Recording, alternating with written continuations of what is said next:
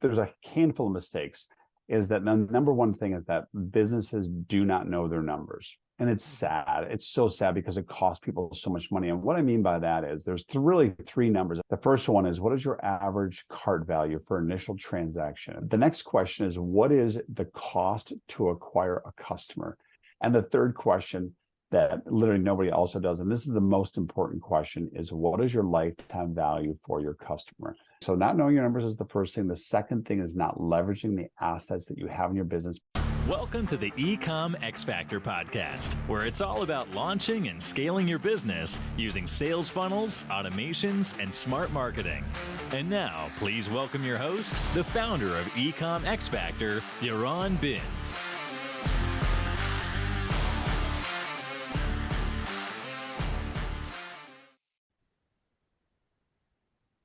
Hi, Steve. How are you? Yaron, good morning, good afternoon. Thanks for having me on your show today. I forgot to ask, where are you based? Because I'm in Portugal, so it's already almost 4 p.m. What's the time over there? Yes, currently, as we film this, I'm in Austin, Texas. But my wife and I plan on going to Portugal very soon. Okay, awesome. We can discuss this later. If you want Yes. any Right. tips, let me know. Actually, it's funny. Austin is one of the only places I've visited in the US, actually. So I love Austin. It was when I was younger, going to 6th Street. Yes, exactly. Yes, good times down there. Yeah, my wife and I have been down there, a little bit older. We don't go down late at night. We've been down during the afternoons and had fun. Awesome. Great. So we already discussed for I think 30 minutes, just sharing experiences from the e-com space, mistakes that we both did, mistakes that other people are doing. So before we get into discussing the mistakes that you're seeing in your business and as a broker or helping people with merger M&As, can you share a bit about your background story and what led you to what you're doing today? Yeah, no, thanks for asking. It's a great question. So I, like a lot of people, as you're going through your career, I went to university, got a degree, got a job, and started going down that path and realized that it's not what I wanted to do. And I always had this thought in the back of my head of doing my own thing. Well, then I had a job separation, and I had been fortunate enough to be in the online space because I was working at different companies that I'll call parts of the food chain in a variety of areas, and different size companies, from startups to larger companies. And so I had a job separation. And at that point, it was one of those decisions I made. It's like, well, maybe this might be my opportunity. Now, another thing that happened in my personal life with my family, my parents were having some health issues. My mother was. So because of the job separation, I made a conscious choice to help my father out. Now, the problem was they were in another part of the country in the US. I was living in Denver at the time, so I was flying back and forth to Florida, and I realized I could not do that. So long story short is I made a decision to take care of them. Or at least I thought initially I would help my dad. Well, that became my full-time job. So I needed flexibility. So I said, okay, I've got to go down this path and give this a shot. And so, that life transition there, they both passed away. And in doing that, I started to do different things. Was doing some consulting, and then I had some friends doing some e-commerce. And I said to my wife, I'm going to give this a shot. If I can make this work, then we'll keep going. And if we don't, then I'll go back and get a job, et cetera. Sorry, just a sec. I can't hear you. Yeah, so you were saying that. Yeah, so I had. Should we pick up? Yeah, so I made a decision to try some e-commerce because I had some friends doing that, and I thought it would, it was appealing to me. So long story, went down that road and started having some success and started realizing how all this worked. Started buying ads and then sending it to a sales funnel, and it became a lot of trial and error, as you well know. And then once we made some things, turn the corner, so to speak, things started to really taking off. And of course, you start to really have that belief. And it's ironic because then we grew to a spot, and my wife and I remember this, we were actually in Mexico, we're having this conversation. We talked about selling the business. Now, it would not have been a home run, but it would have been nice to start it from an idea. We grew it to 7 figures. At that point, it wasn't quite 7 figures, but it was close. But I knew how all this worked. I thought, okay, let's sell it. But then I said, wait a second, if I did this and this, we could really, really do some damage here and have a lot of fun.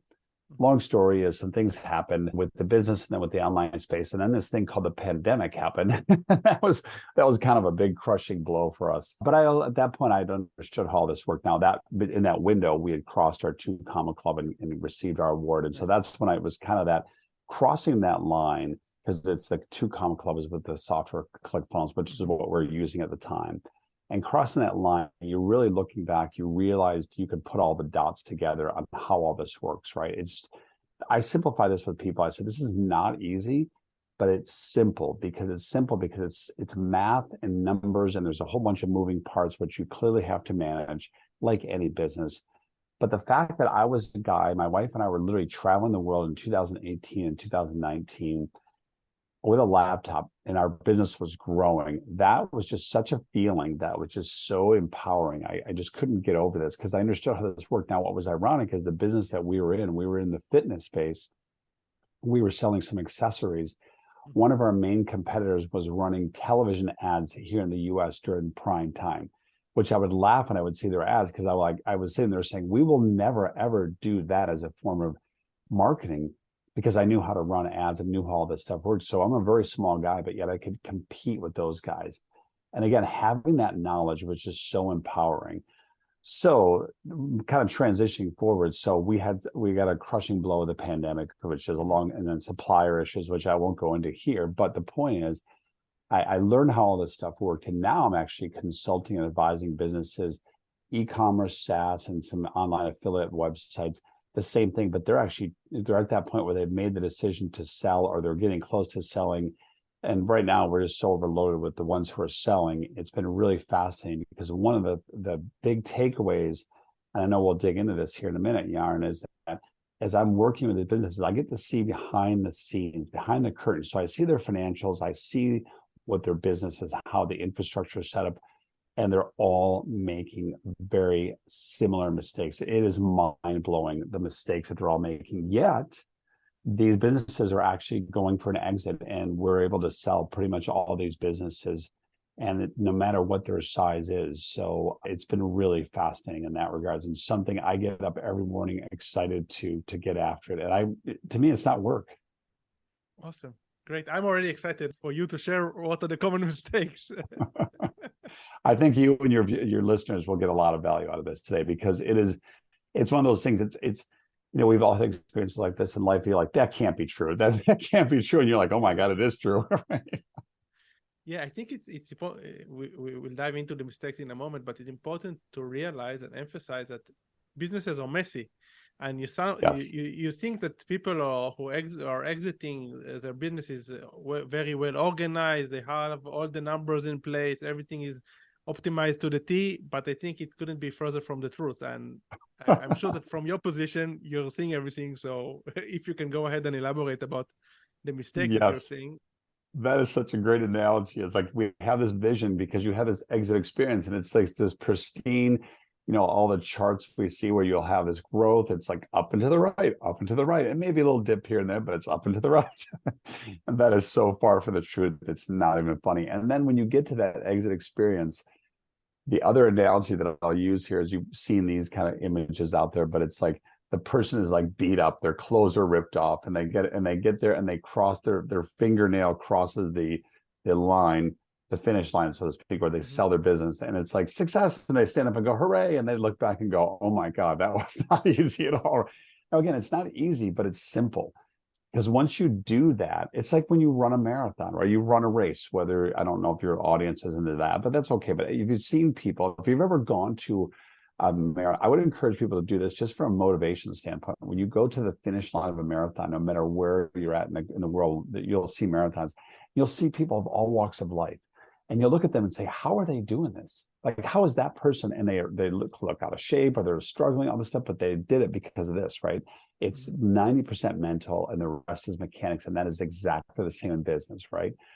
So the point is that it makes it, like, go back to answer your question, is like a lot of people make this, you have that exit experience, you think things are smooth, they're efficient, everything's working perfectly, and that's just not reality. It is not reality. And even though we're able to sell these businesses, they're leaving, in my opinion now, knowing what I know, they're leaving so much money on the table, because partially because either they don't know what they don't know, they've made a choice not to do something, or they've tried to have different agencies or different people help them and they couldn't make it work. And so there's just a variety of reasons, and it really comes down to capacity and really the team and how much you can do. And there's all these pieces that go into any business, right? But business is not, It's messy.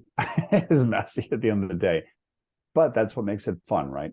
And when you have that when you do have that exit experience, it is a liberating experience because you've proven that you've accomplished something. I mean, just getting into a business from 0 to 100,000, as you know, Yaron, is a huge accomplishment. Then a couple 100,000, then a 500,000, then $1 million.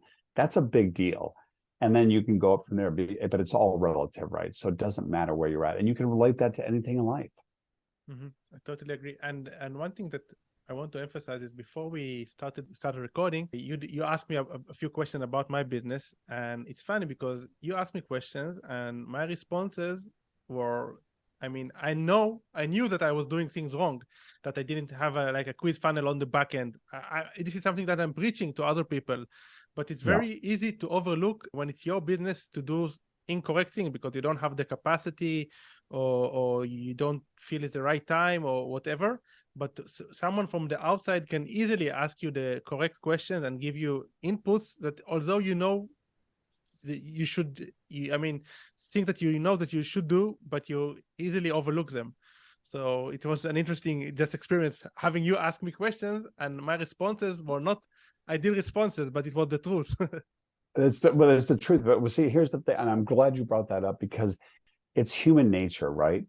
It is because we're in the trenches with our business. We can't see other things. And that's been the huge lesson for me. And now advising these other businesses, I'm taking them across the line because I was so focused on my business. I'm like, you just can't see the forest for the trees, even though you have maybe a coach or a mentor tell you these things. It just sometimes doesn't resonate.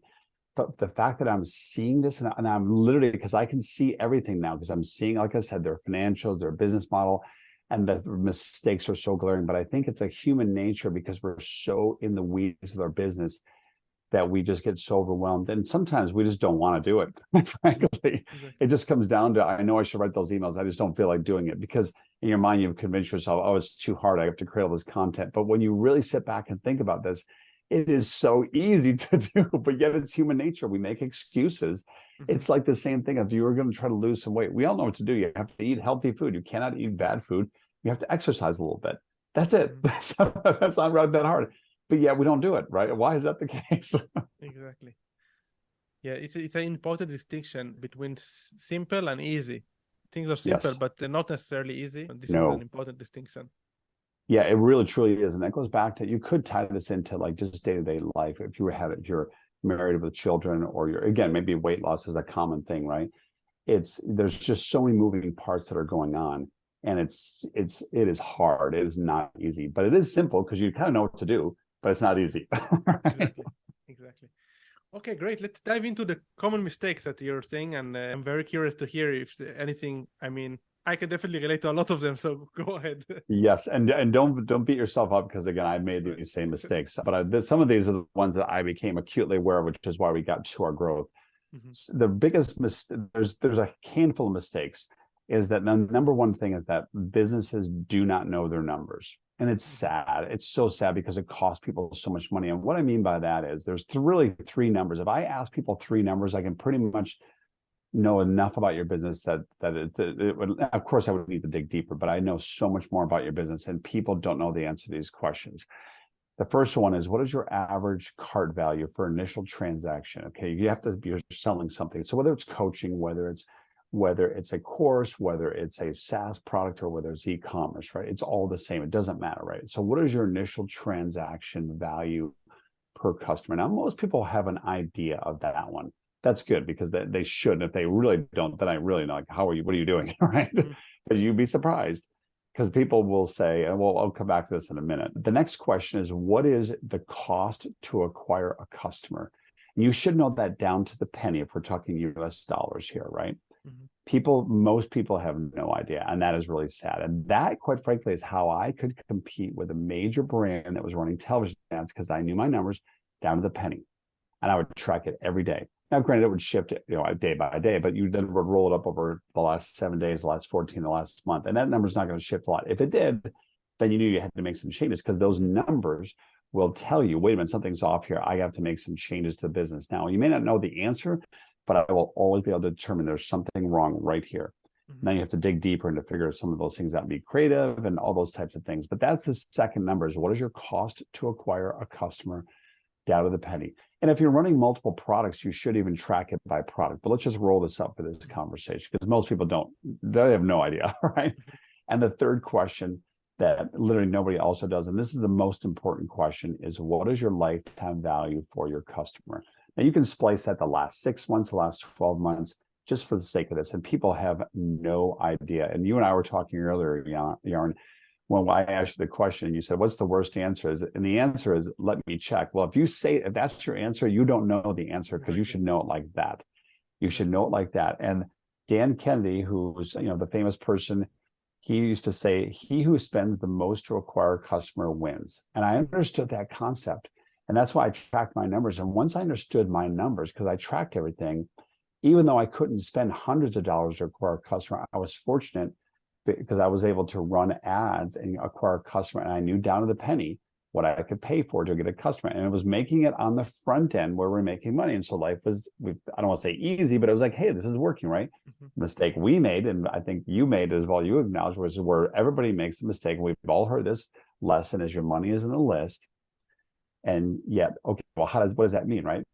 Creating a list is one thing, which is actually not that hard to do, but then you have to monetize that asset, and it is an asset, and that is another major mistake. So not knowing your numbers is the first thing. The second thing is not leveraging the assets that you have in your business, primarily your email list, secondarily nowadays is your SMS list. Now, we don't want to be spamming people. The biggest pushback I get from people when I ask them that question is, how often do you email your list and how much money does it generate? They have no idea. But they do answer is, I don't want to spam people. I mean, I get that, right? My response to that, and I've learned this lesson as well, is people are not paying attention to our business as much as we think they are and as much as we want them to.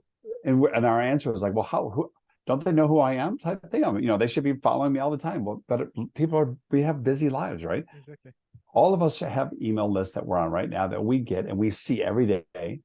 If they're emailing us every day, which you should be emailing your list minimum 4 times a week, but that's a separate conversation.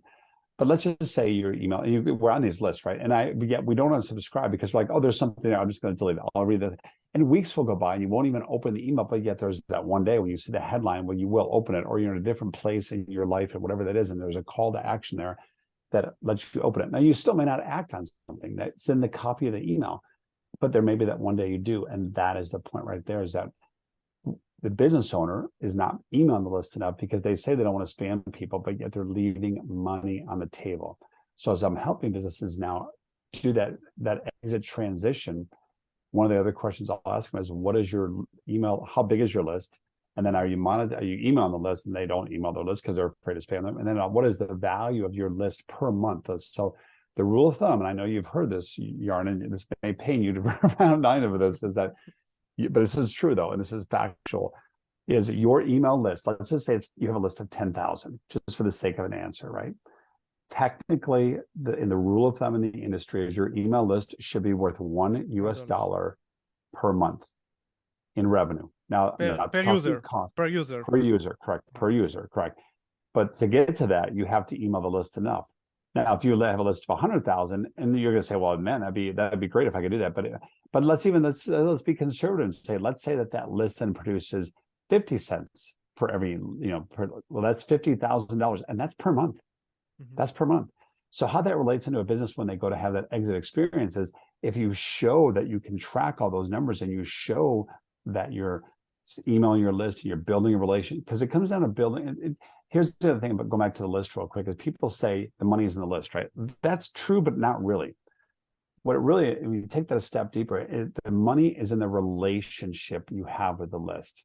So if you don't have a relationship, then if you have a list of 10,000, half of it, 80% can be garbage, right? And then it's no good. But even if you had a handful of those people in there, because people are okay with receiving emails from you. Now, again, the ones who don't want it are going to unsubscribe, and that's okay.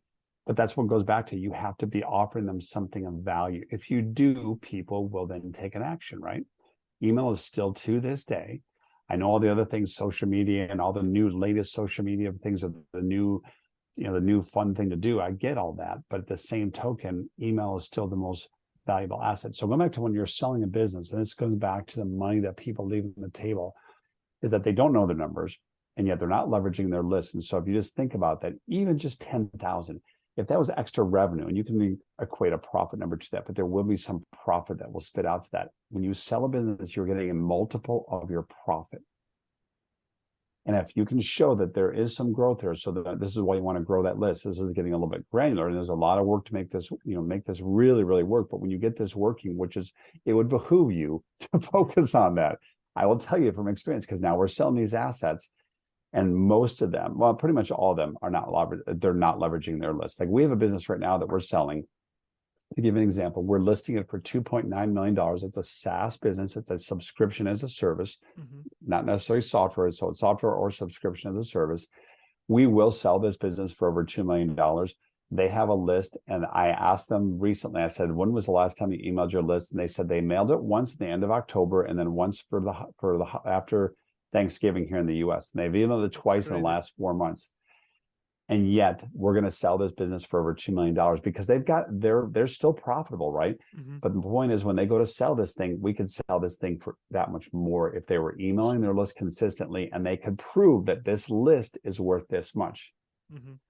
So that's why it's so powerful for people. And this is the stuff that, again, this is the huge lesson that I'm hoping your listeners take away, is that you're building a business, you have to build a relationship with your customers, because if they made a transaction with you, they're going to, if you're providing something good, which you should be doing, you're building an asset that you can sell one day for tens of thousands of dollars, hundreds of thousands of dollars, or even into the millions. We were talking offline, and this kind of surprised you, but this is another huge takeaway for your listeners, is that we sold a business a few months ago that was an e-commerce business that when we first engaged with them, they were just breaking even. Now they had a unique product. It was in the feminine space. I'll just leave it at that. And yet a competitor came and bought them because they did have a list of customers. Now they were not emailing their list as well, which they could have got more for it. But we sold this business. The owners came in and said, God, if we can get anything for this, we'll be ecstatic, right? And we sold this business for hundreds of thousands of dollars. And by the time we got to the point we sold the business, they were just above break even. So think about that. They ended up having an exit for hundreds of thousands of dollars. Hundreds, not one, not two, not three, hundreds of thousands of dollars.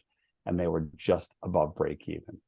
Because they had the buyer was a competitor. They had built up enough assets in their business. They had a good enough list. They had a great product, but they didn't know what they didn't know. And so they were not monetizing the relationship. And so this acquirer basically was taking this product and bolting it into their business because it was going to be an add-on, which people that are doing M&A, which I'm now in that world, is that the smart ones are doing that, as they're looking to buy an asset to add into their business. So they're looking for the customer data.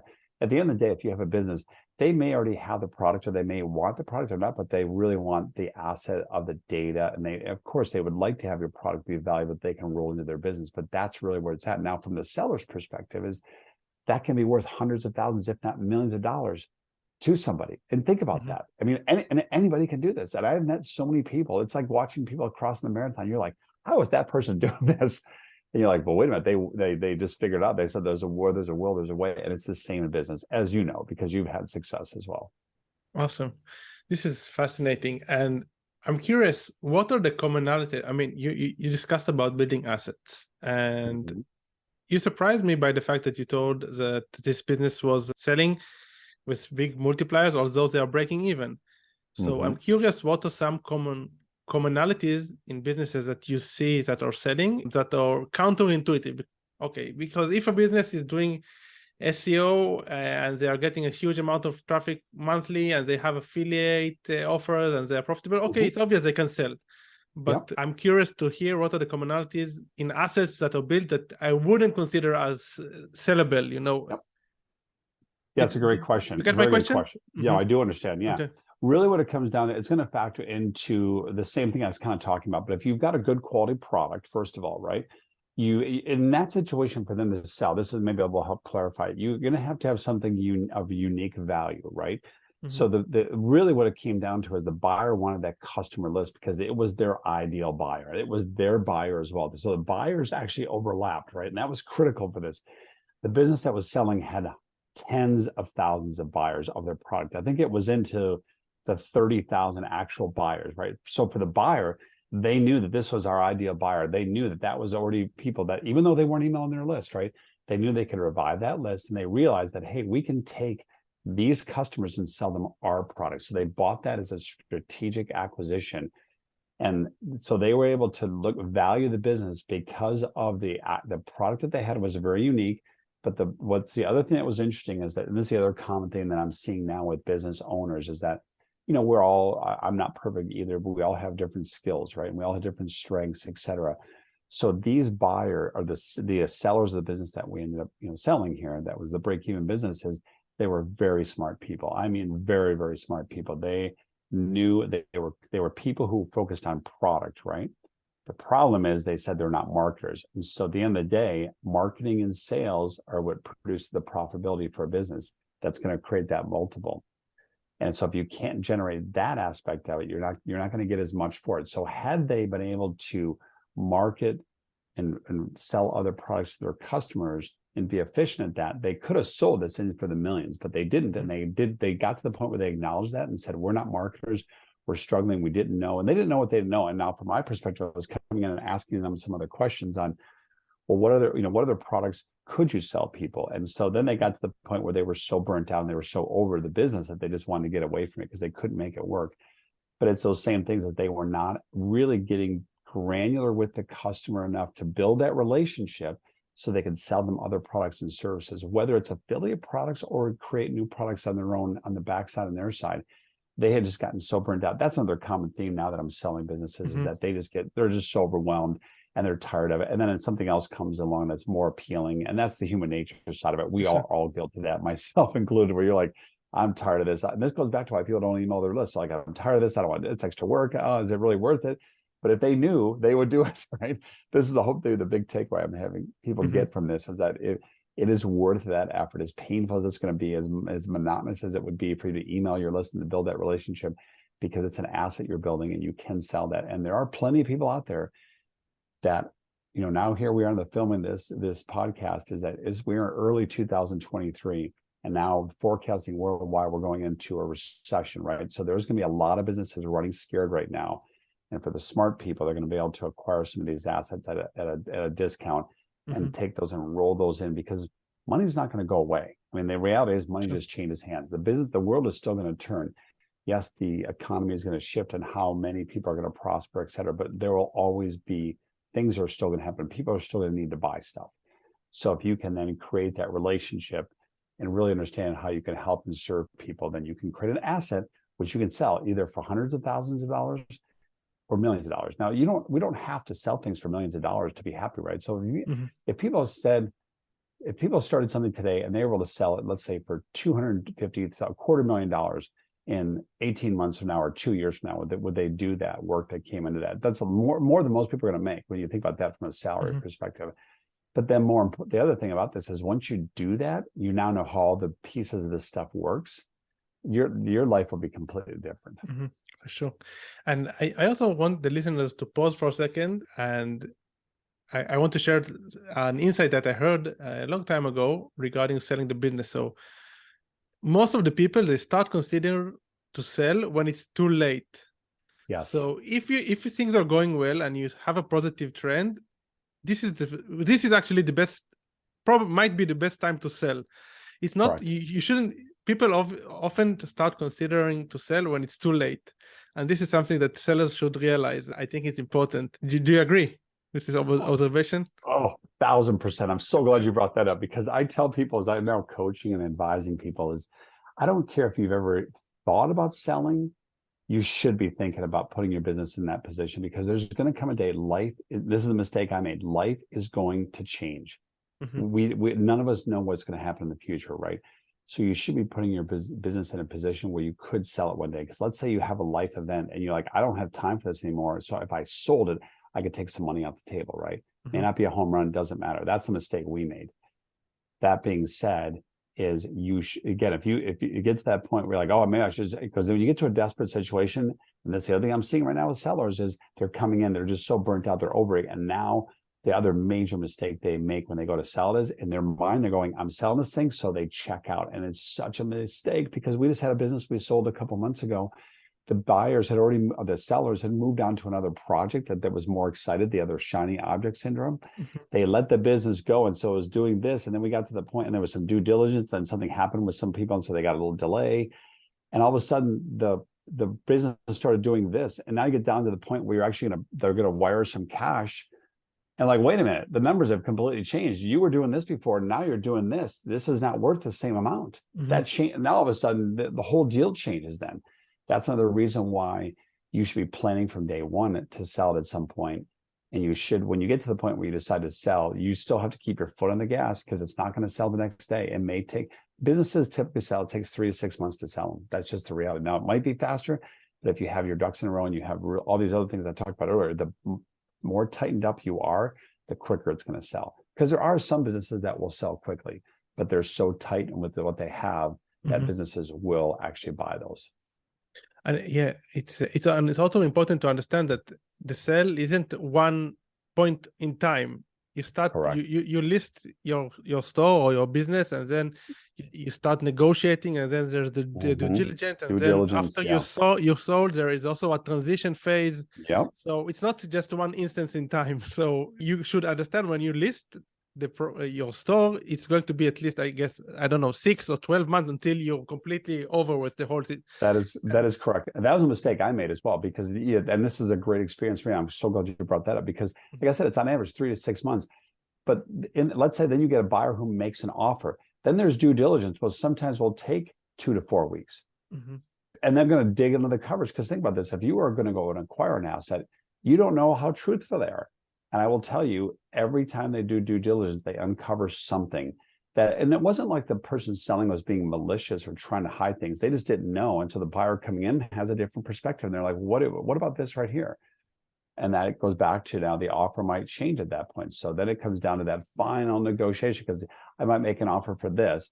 I do due diligence, and I find these different things. I'm like, well, I'm not going to now, I need to change my offer, because now I've learned some things. Now the seller can then, well, do I still really want to sell this thing or not? And so most times people are like, I want over this thing. I want out of this thing. And so they decide to sell, right? But now that sometimes the number, if I'm offering you this, now it goes down a little bit, and that happens. But then even once you make that, and then the actual closing day happens, it's like selling a house, right? Buying a house. Once the closing happens, the difference between a house is the former seller's not sticking around and showing you where things are at, right? Exactly. This is a transition that has to happen. And that depends upon the complexity of the business. Sometimes can be a couple weeks, but sometimes that can be up to 3 months or longer. It really depends. So you're right. It could be a 6 to 12 month transition from the day you decide to sell. It could be as long as a year before the time you're completely out of it. Now that's not normal, but that's possible though. Sure. And it's something that people should consider. And I want to ask you I want to wrap my head around like the numbers. So I'm curious to hear if you can share some examples, businesses that you helped selling lately, the multipliers, and what went on in the negotiation. What were like the selling points? What did the buyers insist on seeing or were surprised by? I mean, walk us through things that you see under the hood, behind the curtains. Yeah. Okay. Fair enough. That's a great question. So, well, first of all, multiples today, this is 2023 early, they've come back to reality, because in 2021, they were insane. Like, they were just ridiculous. It was like monopoly money type thing, because people are getting multiples of revenue. Profit, who cares, right? They were saying more, it was just a multiple of revenue. And some of those numbers were like insane. So in those days, let's just give you an example, is you could have had a business doing $500,000 in revenue, and your profit could have been virtually nothing. A little bit of profit, you could have sold that business for $750,000 to $1 million easily. It's insane. Now the reality has come back in, so that now it's focused more on the seller. So again, I'm typically dealing with businesses that are less than 10 million. Really, if you drill down a little bit more, it's less than 5 million. So I call it sub 5 million. I'm talking a few $100,000 to 5 million, right? But there's so many businesses out there that fall into that category, and still there's a lot. Think about this: if you sold your business for $2 million, you're not going to turn it away, right? Of course you're going to take it. So, but at the end of the day I'm sorry, your question again. The multipliers. Multipliers, yeah. Okay, the multipliers, yeah. So the multipliers are, if you were to, and I'm just going to say this is the back of the envelope, it's going to vary. You can be a little bit higher, you can be a little bit lower. But whatever your seller discretionary earnings is, which is going to be your EBITDA, okay, it's acronym, but when you're dealing with smaller assets, sub 5 million, a lot of times it's a solopreneur or it's a small business, and it's seller discretionary earnings, which is the SDE, right? it'll be a multiple of 3. And that's just literally a back of the envelope, Mm-hmm. right? So if you looked at this and said, okay, my profit last year was 100K, you could sell that pretty easily for $300,000, which isn't bad, right? Which is not bad at all. Mm-hmm. Now, the nuances which will impact that are, some of the things are, well, what are you doing? Are you monetizing your list? Now, they still might give you the 3, but they might knock it down a little bit. And I will tell you, the other thing that I'm seeing in these businesses is, because they are a mess to some degree, they're not these buttoned up tight ships that you think they are. A smart buyer will come in and poke holes across the board. And so all of a sudden, the 3 will go down to 2 and then be down to 1.5. And if you think about this, because now you have sellers now going into this huge forecasted economy being recession, so many business owners are so over their business and they're so frustrated. Now they're panicking because they're acting out of fear instead of thinking about this strategically, because they don't know their numbers, they're not monetizing their list, they're not building a relationship. Like I said earlier, if they were doing that, they could ride the storm out, right? But they're not. They're going to panic. They're going to act in fear, and so that multiple is going to go from 3 to 2 to 1.5. Or even 1. I mean, you'd be shocked. It's going to be really sad. But now as a buyer, if you're smart enough, you know how this stuff works, you can acquire some of these assets and really take that, roll into your business or start a business, scale it and sell it. So like if I come across an opportunity today that fits that profile, and I have come across some of these, I haven't pulled the trigger for a couple of reasons, but that's not relative here. But let's just say I did. My plan from day one would be, I'm going to acquire this asset, either roll it into my business, or let's say it's something new. I'm going to fix all the problems that they have because they don't know what they don't know, or they're just not listening to other people. Mm-hmm. And I'm going to step on the gas and sell this thing in 18 to 24 months because I know how to do it. And it's totally possible. Now, will it be $1 million exit? No, I don't care. Doesn't matter, because I know people that play in the space between a couple $1 million that buy these assets for less than 50,000 or less than 100,000. They'll scale it and sell it for a couple $100,000. They'll just do this over and over again. Think about it. It's like flipping houses, which I know a lot of people are familiar with because it's very common. You hear this in the world, all the TV shows, right? So people will flip online assets. And if you know how to do this, it's a lot of fun.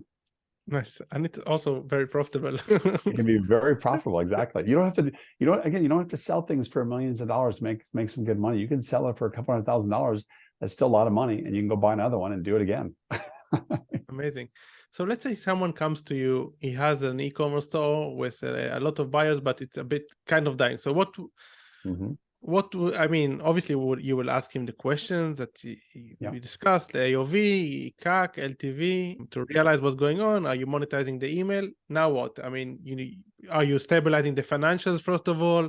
Are you starting to look for buyers to see the intent? Is there a process that you follow normally? Yes, there is. And I'm so glad you brought this up, because there's another detail I haven't talked about yet, which is another glaring mistake that business owners make. And this just shocks me to no end, right? They don't know what's called their avatar at a deep level. And what I mean by that is their avatar is their ideal buyer. Now, you can have multiple buyers, but like for our business, with my wife and I had this e-commerce business in the fitness space. Here's some of the granularity that we know about our business, right? It is a 47-year-old female who lives outside of Houston, Texas, owns an iPhone, is married, college educated, lives in actually a suburb of Houston, Texas, drives an SUV. If I want to be more specific, drives a Ford Edge, is, as I said, college educated, works in the medical field. If I really had to tell you deeper, she's in the medical field and maybe a nurse. Now that's a lot of detail, right? How do I know that? Because I took the time to do the research on that person, that ideal buyer. Now, the person I just described here, do you think I could sell that person other products and services? For sure. Of course I could. So my point is, people don't know their ideal buyers at a really deep level. And it's staggering to me, because that would open up the door to people's idea, their creativity would start to go, wait a second, I can sell them this, and this. But yet people don't take the time to do that extra research. And then of course it ties into your email list. You can do all these quizzes, you can segment, and you would find all these things out. There's so many avenues and so many spider webs you can go down, which would then allow you to offer them more products and services, which will allow you to grow the business. So if you choose to exit, you can have a higher exit, right? This is how this stuff all rolls together, but they don't know their avatar. And it's not just the gender, the demographic information. They don't know the psychographic information deep enough as they should. And there's tools out there to do this. And it's not that expensive to gather this data. It really isn't. There's so many ways to do this. But again, people get overwhelmed, and I understand that. it's the common mistake we all made, and I've made this, is that you try something once, you're like, oh, that didn't work. You may try it a second time, oh, it didn't work. Well, guess what? You may have to try like 10 times, but you have to keep going and learning and keep adjusting. And then ideally, you really should get some help from somebody that knows what they're doing, because they're just farther down the road. They're going to have those answers, and they can basically take that timeline that you'll figure it out eventually, but you can just take it and shorten it. Condense, so that's, they'll condense it down. And that comes down to time. Is the time worth it to you? And is it worth it for you to either hire a coach or a consultant to help you with that? Or you can research on the internet. I mean, pretty much everything's available today, especially in today's world. You can find everything on the internet. I don't care what you're doing. You can find it online. Now, making it happen is different, right? So. For sure. Yeah. And I totally agree with the fact that, I mean, you mentioned knowing the avatar, and I think many people might know the demographic, not even many, but some people might know the demographics. But people obviously don't know the psychographics. Nope. And they don't know. I really like looking at the avatar from the perspective of what is the psychological state in which they bought the specific product. I mean, what event led to the purchasing of this product? Is it, in your case, if it's a fitness product, so did she realize that she's not going to go to the gym anymore, or did her husband tell her that she's too fat, or I don't know. What was the specific instant trigger to buying the product? And one question that I really like in trying to figure out the avatar is, what keeps him up at night staring at the ceiling? Yes. This is a question I true. love. And it's so true, because like Dan Kennedy says, you need to get inside that person's head, the conversations that's taken, because we all have these, right? Every day we have these, every minute of the day, we're having these questions. We're trying to solve problems and solve issues that we have in our life to make our lives better. And you have to get in, if you can understand that conversation going on and what keeps them awake at night, right? It is impossible for you not to be successful if you take that knowledge and then apply it. This is the difference between people that sell businesses for millions of dollars and people that sell it for hundreds of thousands of dollars and people that don't sell a business. Those details right there, because once you know that, it changes everything about what you can do. And anybody can do this. Like I said, my wife and I were traveling the world when our business was growing, and I knew enough of this. And I've even learned so much more since then, the mistakes I was making as well, which I'm not going to make again, of course. But now that I'm doing this M&A work with these smaller business, I call them the SMBs, right? Smaller to medium-sized businesses. And I see these common mistakes, and yet we're still able to sell these businesses for hundreds of thousands of dollars. It is mind-blowing, the money they're leaving on the table. So if that doesn't motivate people, I don't know what will. For sure.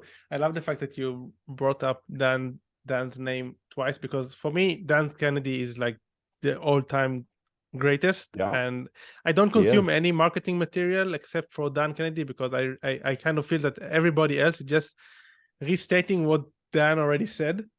And whenever I make a mistake, I said, why didn't I listen to this webinar? Because everything that I'm encountering, and I realize the mistakes that I'm doing, these are mistakes that Dan already told me to avoid, but I overlooked what he said, because he's a genius, in my opinion. He understands human psychology in such a deep level, and he's also able to articulate it. But unfortunately, sometimes we overlook his advice.